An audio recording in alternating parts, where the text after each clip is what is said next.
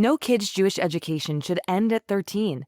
Adjerba offers Ontario high school credits infused with Jewish learning online for teens across the province.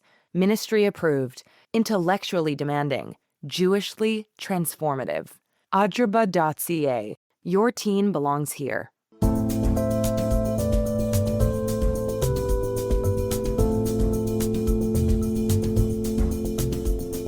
I was right there when one officer has said he really doesn't like his position. He would rather be guarding German prisoners of war who have the decency to stand up for their own country and not like these Jews who betray their country, Germany, or at least pretend that they're enemies of Germany.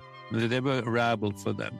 There was a lot of antisemitism. That's the voice of the late Toronto rabbi Irwin Shield, describing his memories of the nearly 2 years he spent interned in prison camps in New Brunswick and also on a remote island near Montreal during the Second World War.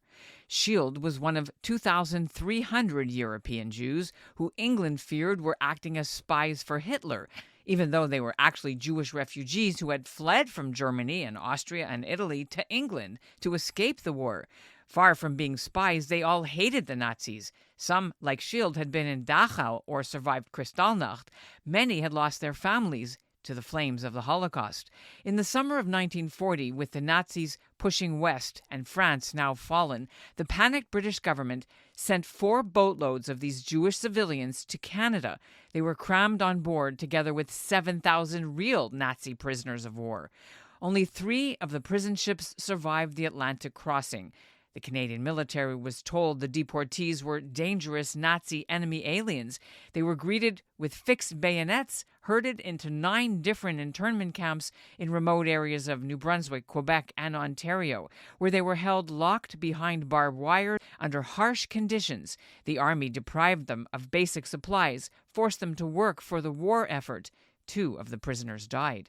And even after Winston Churchill's government realized they'd made a mistake and formally asked Canada to release the Jewish men and send them back, it took another 3 years until the last of them were set free. Canada's wartime leaders notoriously didn't want to take in Jewish refugees at all. Eventually, about half the prisoners got to stay, the rest were deported. And while some remained grateful this journey saved them from the Holocaust, the prison experience traumatized others, which is why now some of the internees' descendants have launched a petition to the House of Commons asking Canada to make amends for what happened, even all these 80-odd years later. From the Canadian government's point of view, it's a dirty little secret that they'd be happy not to publicize. They put the Nazis up in abandoned motels or motels that they took over. The Jewish people were stuck in the dirtiest, cheapest, squalid places. So it's not something that the Canadian government is proud about.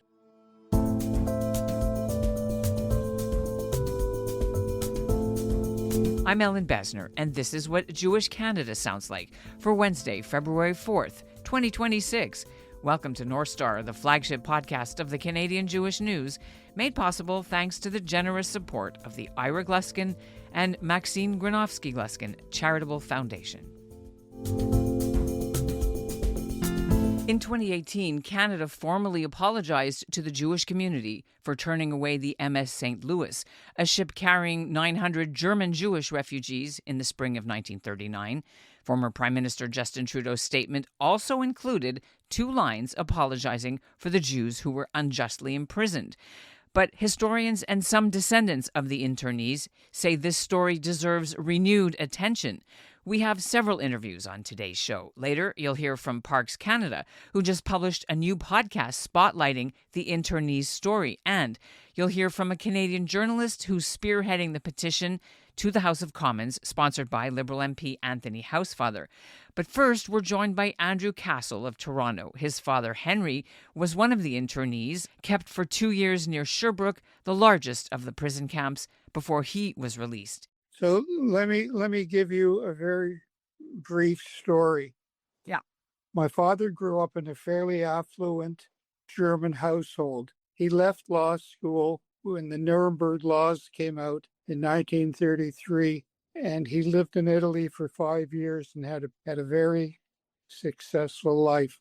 He left Italy one day before Germany invaded Poland and had to stay in England with whatever money he could take out with him, and he couldn't work. He was deported to Canada along with other Europeans, both Jews and Nazis, and sent to Sherbrooke, Quebec. And somewhere around 1942, the Canadian Jewish Congress was able to get him out and secure a position with Benjamin Pape Company in Toronto, Chartered Accountants. We donated to the Jewish Archives correspondence from my father from the camps to his parents who were in hiding in Amsterdam. And They survived the war, your grandparents? of course not. And how old was he at that time? Can you tell He us a was bit? born in 1912, 28. 28, and by the time he left the camp in 1942, he was 30 years old. Once they were out, they still had to report to the Canadian government. In 1944, he married my mother, and for a short period of time, his wife, a Canadian citizen born in Toronto in 1920, was considered an enemy alien. He applied to officers' training school. They ultimately shipped him out to Brandon, Manitoba. He was discharged in 1946 and became a Canadian citizen in September. Why do you think after all this time, this story is not more well known in Canada? From the Canadian government's point of view, it's a dirty little secret that they'd be happy not to publicize. The Canadian government has made apologies to the Italians, the Japanese, the Chinese who were treated poorly. And to the Jewish community in 2018 as well. So what would you want more? And what do you think should be the Canadian government should do? We're not looking for money. What we're looking for is a plaque to be put up at several of the camps and some money to fund anti-Semitism education. This is what the group wants, and nobody's looking for what I would call direct payment. It is what it is. People moved on. I think my father had a pretty good life that he made for himself after the war. Some refugees and internees looked behind them, and my father and his friends looked ahead of them to see what they could make out of the life. He didn't have an easy time of it. I'm reading he experienced anti-Semitism in the camps. Do you have any examples that you could share? Terrible examples.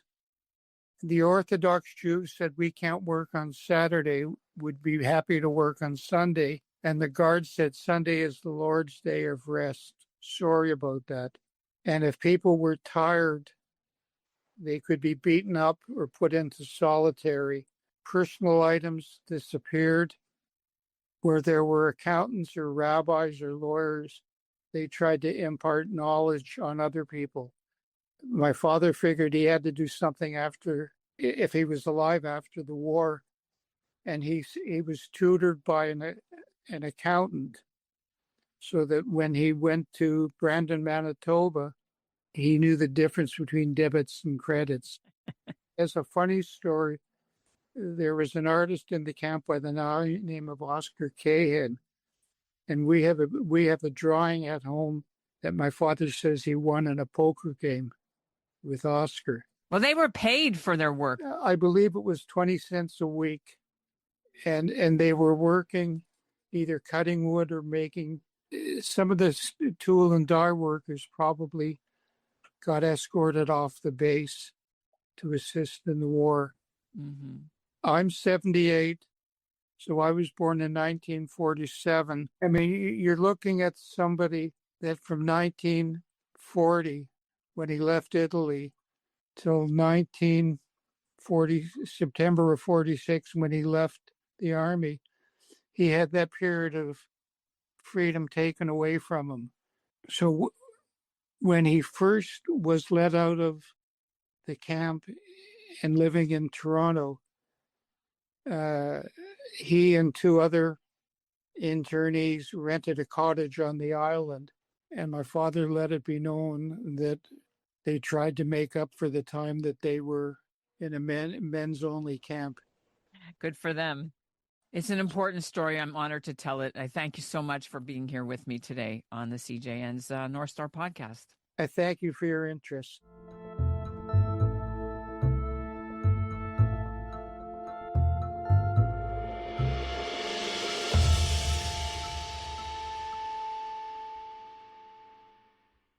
Parks Canada is among the groups now calling attention to this complicated and mostly unknown part of Canada's history.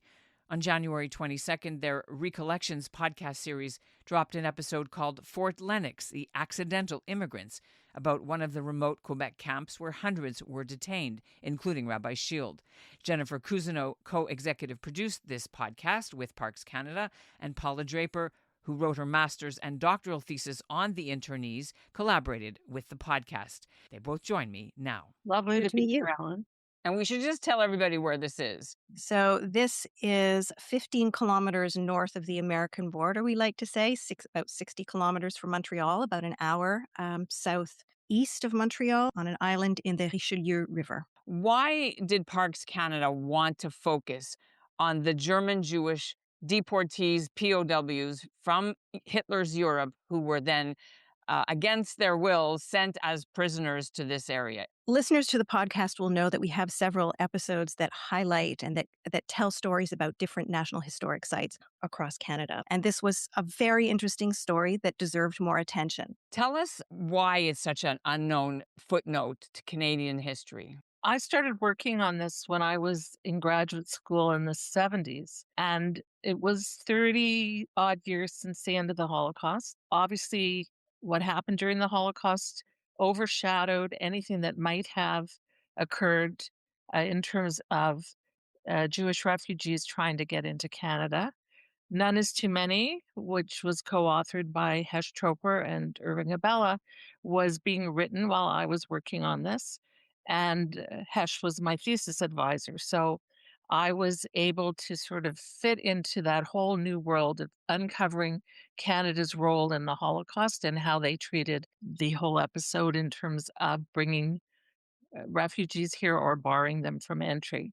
So this story really turned into a story of how Canada, given the incident of having almost 2,500 Jewish refugees dumped on their doorstep, dealt with how to handle them and how the Jewish community in Canada dealt with this very unusual situation they were put in. They had spent the late 30s, well into 1940 when this started, trying to rescue the Jews of Europe, and that was their focus.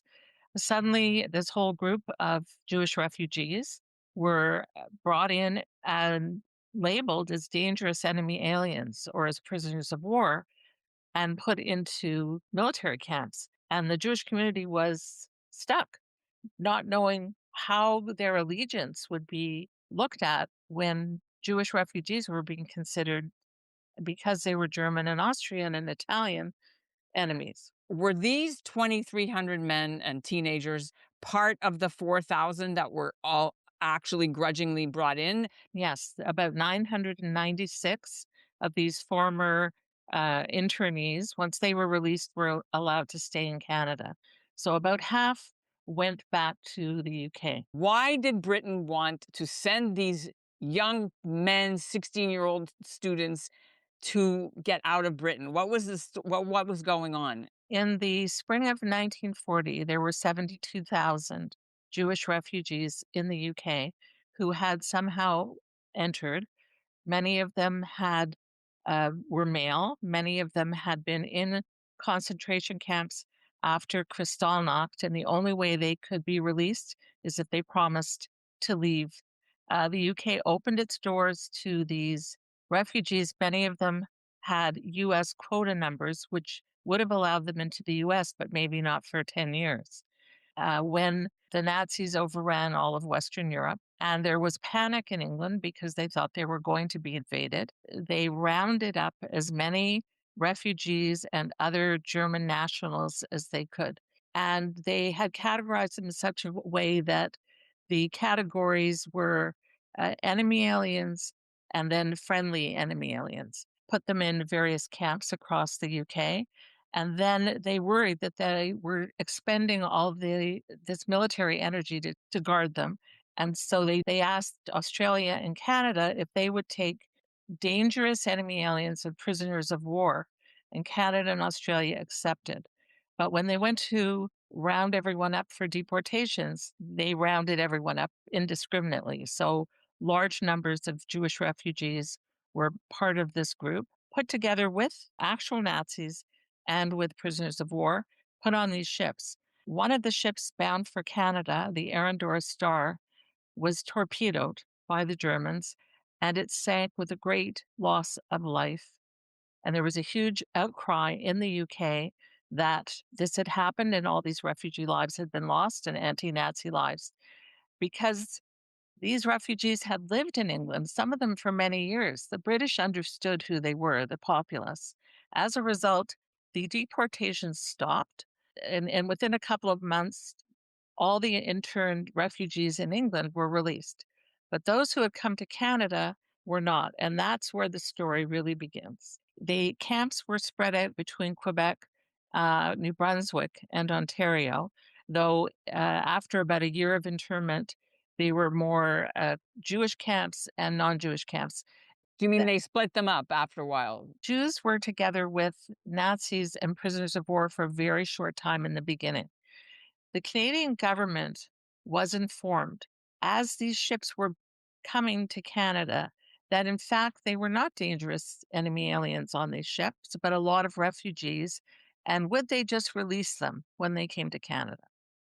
The military was not informed of this. So when the soldiers greeted these ships, they thought they were greeting real Nazis and prisoners of war, though there were some of those. They encountered yeshiva students with payas and older religious Jews. They encountered all kinds of people they weren't expecting, and they continued to treat them as if they were prisoners of war for the next year. Meanwhile, the Canadian government did all it could to obscure what was going on in terms of the reality, because they had no intention of what they called releasing Jews in through the back door. I read a very telling quote that one of the commanders was alleged to have said about how these people were going to leave Canada. Well, yes, there was that they would only leave 6 feet under. That would have been one of the comments.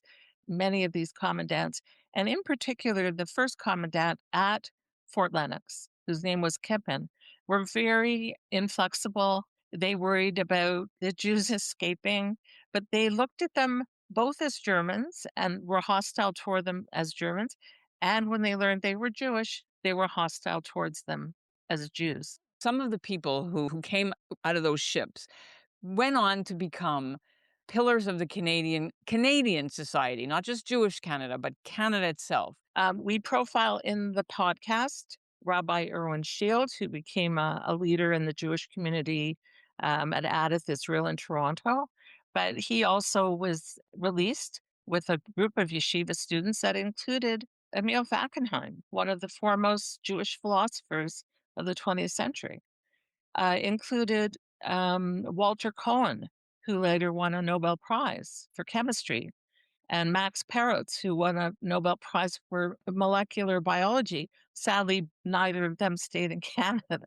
The head of the Toronto Symphony, Walter Homburger, Henry Kreisel, a well-known writer, Oscar Kahan, an artist, one of the group of 11, Max Stern, the art dealer, Alfred Bader, who bought a Cassel for Queen's University in gratitude for them taking him in and educating him. Fred Kaufman, who you know, a Quebec Court of Appeals judge.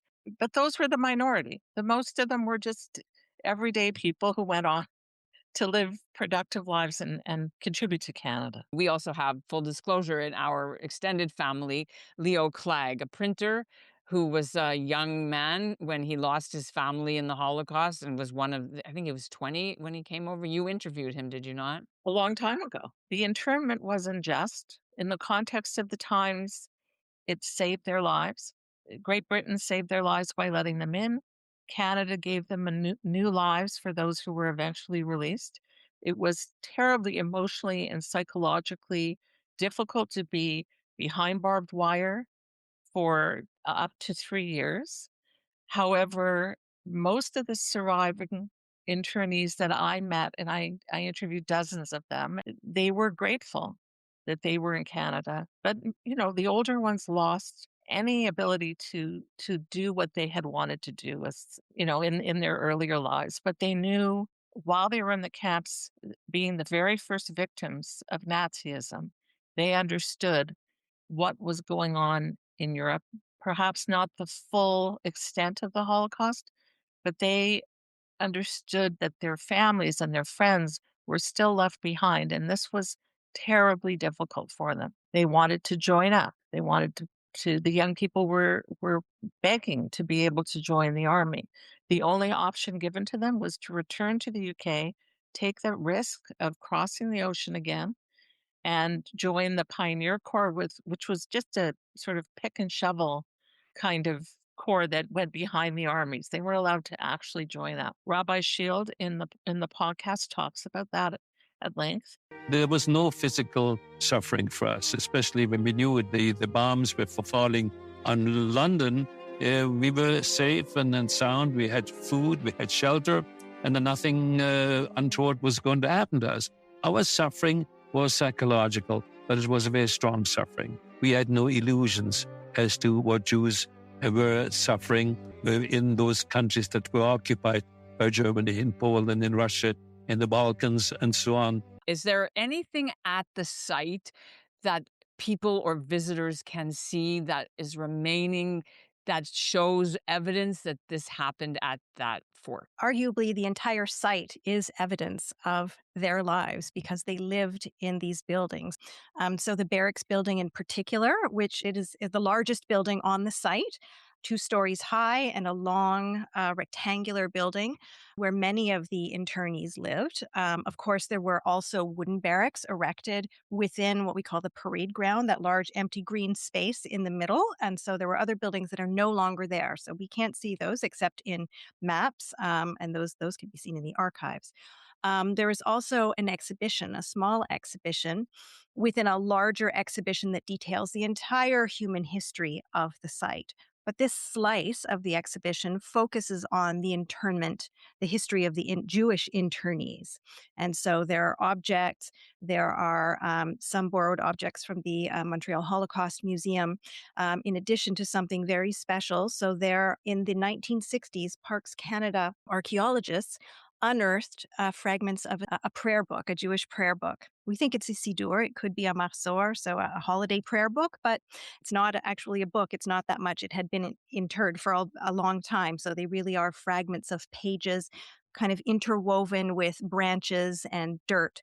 So some of those pieces have been brought in and they're exhibited in the barracks building as part of this small exhibition about the internees' lives. You mentioned that they had a prayer book. So was that given to them there? Were they able to practice their religion? The Jewish community was made aware of the presence of Orthodox Jewish prisoners when they were first sent to the camp in New Brunswick. And the rabbi in nearby Fredericton supplied them with different kinds of kosher food, different things they needed. Eventually, that group was sent to the Fort Lennox camp, and they were mostly the young yeshiva students. Yes, there were connections between the Jewish community and also the YMCA, which sent in educational materials, because not only was there Jewish education in the Fort Lennox camp, Camp I, but there was general education available. And what's unique about the camps is the kind of society they built for themselves behind barbed wire. They had all kinds of professors and brilliant people from Europe who set up universities for the young people. And eventually, when the designation of these camps went from military to refugee camp about a year into the internment, they were allowed to take their senior matriculation high school graduation exams at McGill. In some of these camps, It was very primitive. Can you describe Lennox? Were there toilets? Was there electricity? Was there, infirmary? What was there or wasn't? Fort Lennox of the early 1940s is not the Fort Lennox you'll see today in terms of the condition of the buildings. They're heated, they're beautiful, they've been well taken care of, but that was not the case in the 1940s. So, Paula, if you want to describe for us. When the first group of internees were ferried over to Fort Lennox, the internees that I interviewed said it was like it hadn't been cleaned since 1813. And there were bats everywhere. And this is not unlike the conditions in some of the other camps that the internees first went to. So tell me what the community was able to do to get these boys and men out and to help them. The British government sent somebody who was the Commissioner of Prisons in England, named Alexander Patterson, to Canada to deal with the government and to gain the release of the internees into Canada. And he negotiated with the government. He dealt with Canadian Jewish Congress, other organizations, Jewish and not Jewish, who were trying to help the interned refugees. The interned refugees themselves were very proactive in trying to get themselves out and writing letters to everyone and the petitions. And the military didn't know what hit them. There were strikes, but they were also raising money for the war effort. They would sing "God Save the King." It was quite bizarre. There were efforts made to convince the government to release them to do war work outside the camps because they were doing war work inside the camps, various kinds of technical stuff. And the military wanted to keep them in because it was free labor, basically. But eventually, schemes were worked out where students could be released if they were sponsored by families in Canada, and that's what happened. If they would help them go to university and provide a place to live for them. There were people released, very skilled technicians to work in various war industries, and there were people sent to work on farms, which was pretty much a disaster for the people who were released because they were quite exploitive. Certainly that wasn't where they wanted to be, but they were often restricted in what they could do once they were released because the war was still on. They were not given any immigration status and they could be reinterned at any time. They had to report to the RCMP. I want to ask about the timing of this. The Parks Canada podcast came out. It does come out at a time where anti-Semitism in Canada is it's spiked since the war in October 7th. Where does this sit, this podcast, in terms of telling this story at this time? Certainly, the historians and all of the experts at Parks Canada and the agency wants Canadians to understand the complexity of the past, the complexity of the country that we live in. So, for example, one of those practices is to address conflict and controversy. So, as historians, we are encouraged not to shy away from difficult historical topics, some things that may be painful. So there are topics in Canadian history that will lift us up collectively and other ones that are quite painful. So I think this particular story kind of falls within that larger context. It's also a fantastic human story. So part of our best practices is to ensure that everyone involved in these stories is on board for telling them. And we met Rabbi Schild. And we asked for his permission, for his blessing to create this podcast episode and to help to tell his story.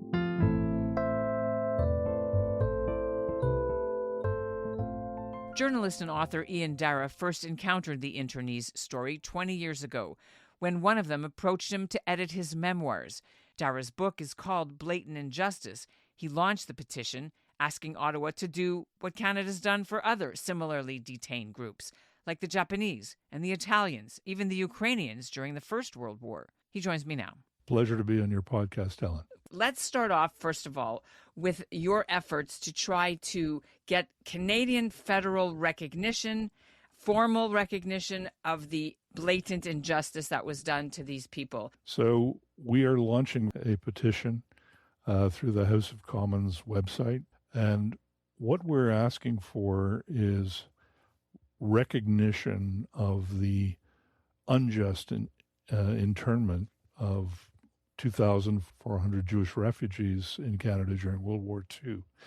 And they were treated just horribly, whereas Nazi pilots and Nazi U-boat crews were put up in converted hotels and boys' training schools.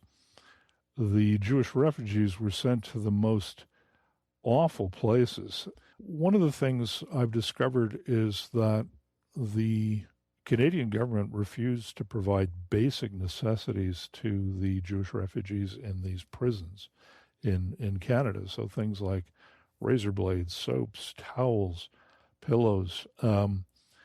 This forced the Jewish community in Montreal and Sherbrooke and Toronto to raise money and buy basic necessities for the internees.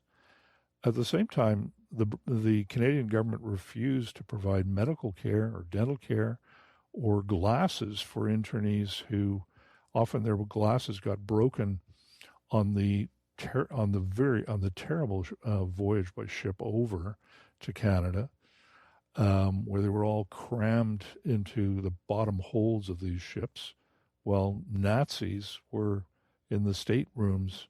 What we're asking for is a formal apology by the Prime Minister for the unjust internment of Jewish refugees in Canada, and the refusal of the Government of Canada to respond to a request from the UK to release the internees a couple of months after they actually were deported to Canada, because the UK realized they'd made a terrible mistake, and they started releasing their Jewish internees in August 1940, 2 months after they were interned, whereas the government of Mackenzie King and the incredibly anti-Semitic director of immigration, Frederick Blair, their priority was they did not want any of these Jewish refugees to be released in Canada.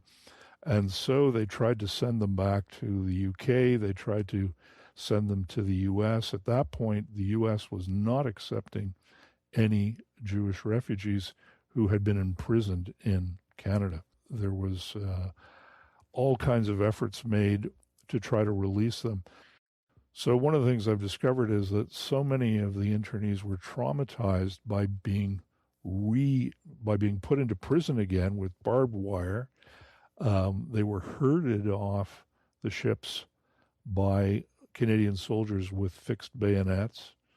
There were towers with machine guns surrounding these camps, and so many of them re-traumatized.